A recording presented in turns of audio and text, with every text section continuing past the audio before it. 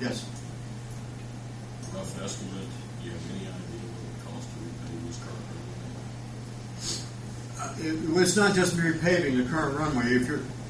If you're talking about just local costs, the FAA is not involved in it, period. I don't know, 40 by, what is 40 by 300 or 3,600 times, come up with in the head where we are on that. I'm not holding you. 4 inches, I'm just saying. which is 440. If somebody got a calculator, help me. I can give you the numbers if you want.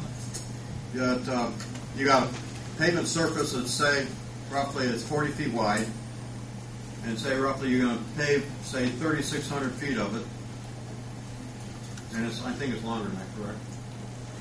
It's actually shorter. Actually, 34, 33. Right? Oh, too long. 34, 33. That's the full length. There's a displaced threshold, 300 feet, John. I think you're going to want to. I think that's part of it. You want to pave the displaced threshold as well. That's What is the one? 137,720. Okay, that's square feet. Right. Okay, divide by 9. And okay, then you're going to overlay it, and you're going to do some joint repairs. So I'm going to estimate that we're going to have an average of 4 inches of asphalt. So that's 440 times 440.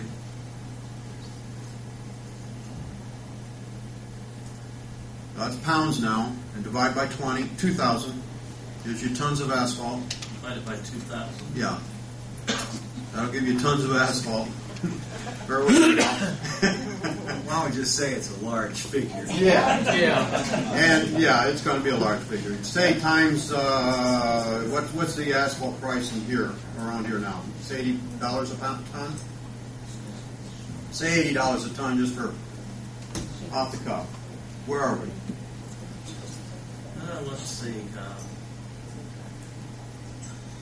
$269,000. Okay, that's my estimate. 270,000. Hopefully you get a contractor that'll definitely go into that. It's a contractor's issue on that point. I'm just using That's just to maintain this current run. that's to put an overlay on the pavement. Taxiway and the ramp. Am I correct? Oh, I'm just doing the runway. I didn't do the taxiway and the ramp. And there may be areas on the present runway that will require more work than just an overlay.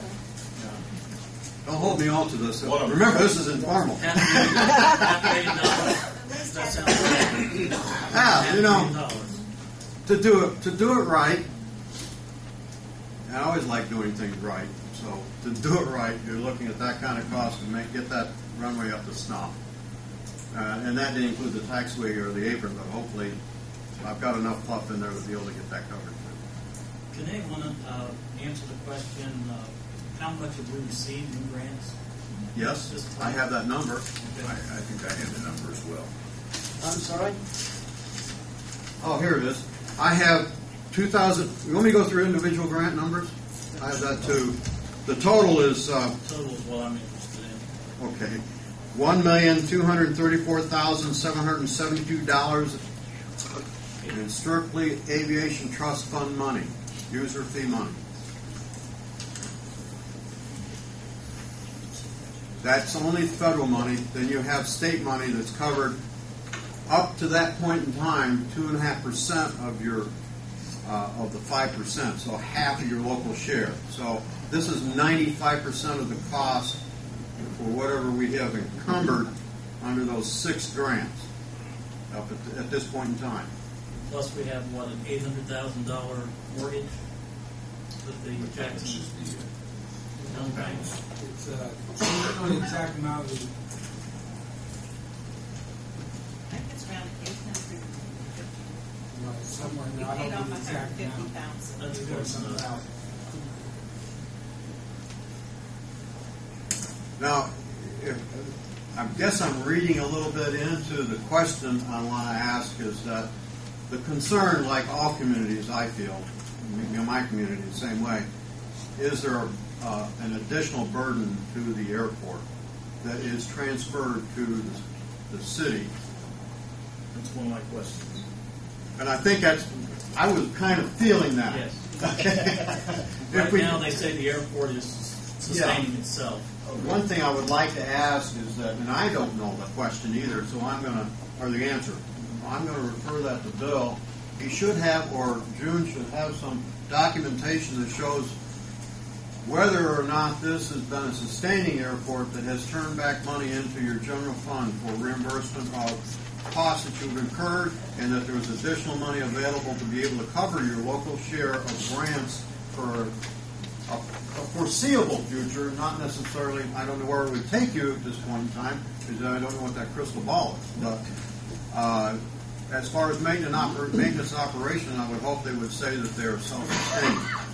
I actually made that statement years ago when it was a city-county board, saying that this airport has an excellent opportunity to remain self-sustaining.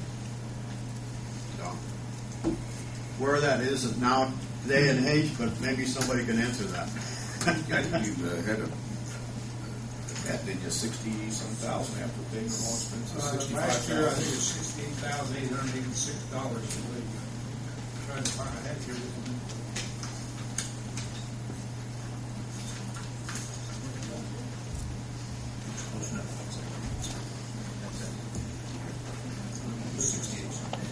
I don't know if there's confirmation of that over there. Jamie, you asked a question about bringing the current airport into compliance, and despite, I know there's a convoluted explanation for that. I think the short answer is, without bending heaven and earth, you probably can't bring the current runway into compliance without doing a lot of, and all the gyrations he was talking about. That would be basically at our expense, not reimbursable to the FAA anyways, as I would understand. But well, the short story is, I don't think you can bring it current. Well, I think you also get another issue. I think you also have some land acquisition that you're going to need to have in order just to bring it into compliance. I can't give you figures on that, but there's some land, and So the FAA says that it has to be, the runway has to be changed? Yes, well, they don't tell you exactly what you have to do. They tell you it has to be brought into compliance. Then you have to figure out how to do it. And I think that's where the challenge has been to the engineers, is to try to figure out how you can take that area there and put a runway in there that's in compliance with FAA standards. When were we committed? When were we committed to begin with? To bring it into compliance? Yeah. When you got your first grant. To purchase the airport. Even though we didn't purchase the airport with the grant. Yes, you did. We did? Yes, you did. How much of the grant did we use? How much of the grant? The first grant. Look at your figures. The first grant for the land. The first grant for the land began in 2003. The one that started the actual existing airport acquisition was phase one of it was in 2007 of $581,386.